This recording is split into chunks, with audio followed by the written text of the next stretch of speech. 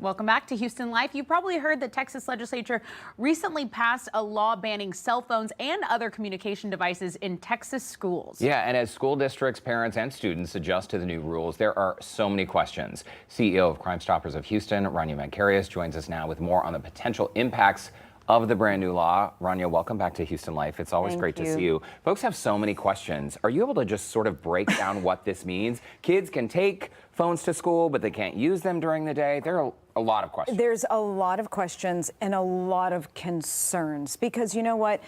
Kids, the life today, it's just different than it was. People keep saying in the 80s and the 90s, we didn't grow up with phones. But you know what? Today, kids have after-school activities. They're changing schedules during the day. They're on large campuses where they're walking between buildings. It's just a different world for them, and they're dealing with different things.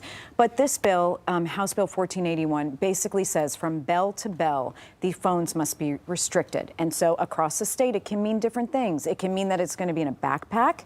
Some schools are saying as long as you have it in your backpack, that's okay. Others are giving you pouches and it has to be in a pouch. Some are doing lock boxes. So it's district by district. But I'll tell you, kids are furious. I mean, I've never seen a response. And they're texting me, why did you do this to us? I'm like, no, I had nothing to do with this. We're just reporting on it. But I understand the concerns parents have because safety is, of course, a #1 issue. And so parents are worried. Right. And anytime there's a sweeping bill of any kind, it's like you can't please everyone. Everyone's going to have mixed emotions. But I wanted to know, does this apply to only public schools in Texas? It's public schools, open enrollment charter schools that this applies to. And it's K through 12. K through 12. But it's a real issue. So we're looking at numbers. 97% of kids have a device that they use during the school day, anywhere from 43 minutes to 2 hours. We know from data that if you have your cell phone out on your desk, your ability to focus drops by 62%. So these are real things. And kids today feel like they can multitask. Have you ever watched a kid study? They stream music, they're watching a show, and they say, oh, well, we can do it all. But they really can't. They've lost the ability to focus. So we do agree that kids need to be able to focus, but we don't want to risk or lose safety issues as well. So that is a big concern. State lawmakers who passed this bill, clearly they believe they were doing the right thing, right? Like they're saying, hey, there are benefits to putting these phones away, distraction, focus, as you mentioned. Huge. Are there other benefits that, before people freak out, other benefits we should be really taking a look at? Absolutely. First of all, parents, 44% of parents wanted this. Teachers want this because they're saying about 48% of kids are cheating, using their phones to actually cheat during the day. We know that it's going to increase academics, it's going to decrease distractions, but then socially, kids will actually interact with each other. Kids are not interacting eye to eye anymore, even amongst friends. They get together, they grab their phones, they look at their phones. We want to look at a reduction in cyberbullying, of stalking, of videotaping kids. And then all of this will actually lead to a decrease in some of the mental health issues that arise when kids are like left out of chats, or they know they're being videotaped, or they know people are talking about them. So of course there are positives to it, but it all for us, for many parents, it goes back to the safety concerns. Can kids report and other things that, I'm sure we'll talk about shortly. Tell us about some of the exceptions to the rule, because not all devices are going to be banned. Well, all personal devices actually will be banned unless the child has an exception, like a mental or a physical issue that they need a device for, a learning difference, any of the children in the 504 structure or that need maybe a device to help them read or listen to books. Like an adaptive device. Exactly. If it's interesting, if you have a doctor's note that you may be able to use your device. And I kind of chuckled how many kids are running to the doctor right now to say that they need and my doctor says I have to be able to access my technology. But in general, the ban is your cell phone, your personal computer, your smartwatch, pagers. I mean, we're seeing people still have pagers? That's what I thought. But the idea is like the number of distractions kids get in an hour from a gadget. And again, these are studies. It goes from anywhere from 15 sort of let me check that, to 45 in an hour. So whether it's a pager, which I didn't know kids had, to a phone, we want to eliminate them kind of stopping to check every few minutes. And essentially, any device capable of telecommunication, digital communication, that gets locked away. It's gone. I see. Well, parents are concerned because what if there's like an emergency situation?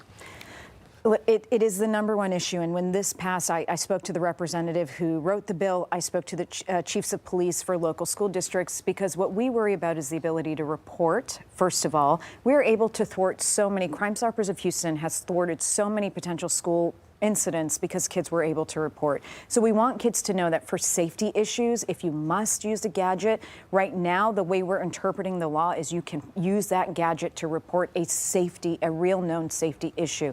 But the flip side is there are so many kids and parents who worry that this will increase school shootings. And I want to talk about the fact that that is not a concern.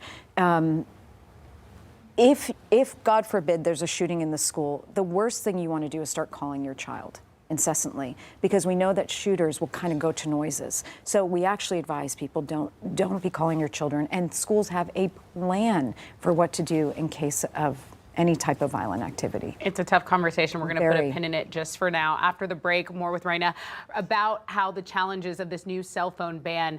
And yeah, we'll just take a break. Houston Life will be right back. Welcome back to Houston Life. We were back with the CEO of Crime Stoppers, Rania Mankarious. Yes. Thanks for letting me know how to pronounce that. We've been say chatting anything. all about this brand new Texas law banning electronic devices in the classroom, phones, tablets, smartwatches, anything capable of telecommunication, digital communication. So parents still have a lot of questions. Yes. Students are mad about this. Are there real safety concerns with children not being able to access phones during the school day, K through 12? So one of the things parents said is, if a child goes on a field trip or has an after-school game, and what we want you to recognize is that the ban doesn't apply to that. It's during the school hours, so technically 8 a.m. to 3 p.m. But once your child's out of school, meaning learning time, and on the bus to go to the game in Katy or wherever they might be, they can absolutely pull out their phones and connect with parents.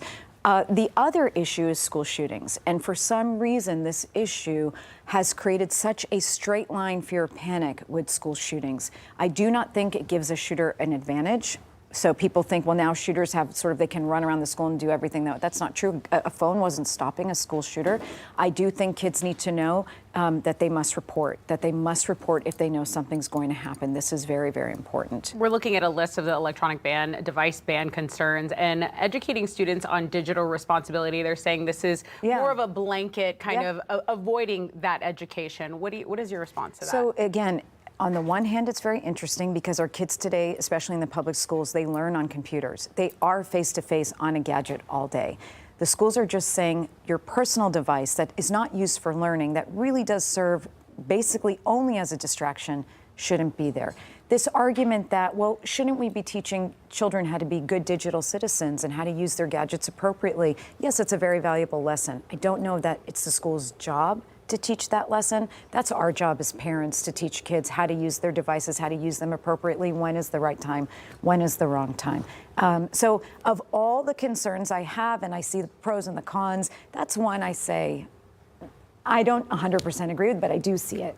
Yeah. We are on the doorstep of the new school year. Yes. It's like school is starting at any moment. Summer is pretty much over. This law went into effect, Rania, a month ago. Yeah. So it's a done deal. What advice do you have for parents who are trying to process this and have conversations with their students? So about a month ago, I issued a call out on social media and said, parents, if you have questions or concerns, now is the time to go speak to your school district about how you want this to take shape in your school.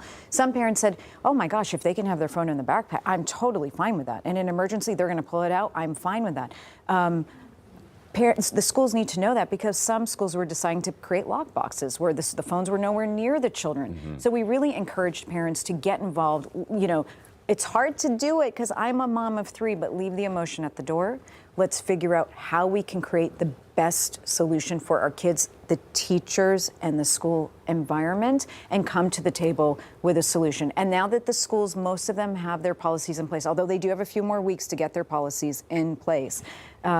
Work with your school. This is working, this isn't working.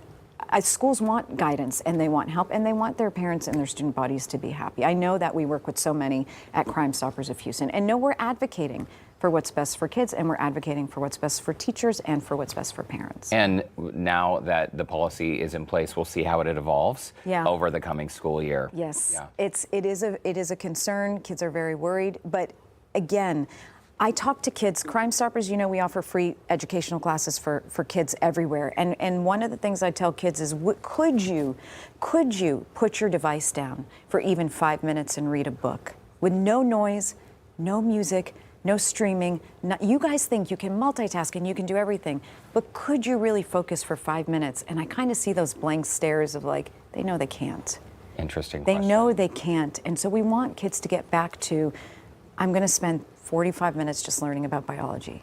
Yeah. CEO Can I do it? Crime Stoppers, Rania Mankarious, thanks so much. We're out of time. We got to leave it there. We always love your advice. Thank you. Thanks for stopping by. By the way, if you would like to connect with Rania, you can visit our website, HoustonLife.tv. Just look for that scene on Houston Life section.